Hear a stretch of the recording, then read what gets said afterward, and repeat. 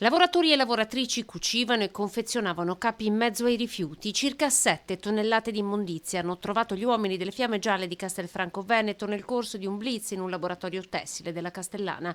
Rifiuti speciali e anche pericolosi tra apparecchiature elettriche, Eternit, liquami e rottami metallici.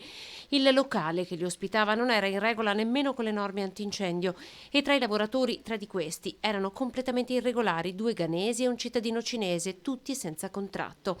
L'azienda è gestita da un cittadino cinese che ora è stato denunciato alla Procura della Repubblica per il reato di illecita gestione di rifiuti e per la violazione del testo unico per la sicurezza sul lavoro, mentre i funzionari dell'INPS e INAIL hanno contestato le violazioni in materia di lavoro nero.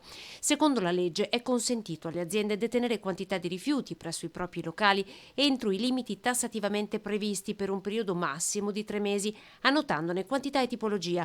I finanzieri non hanno trovato traccia di alcun registro.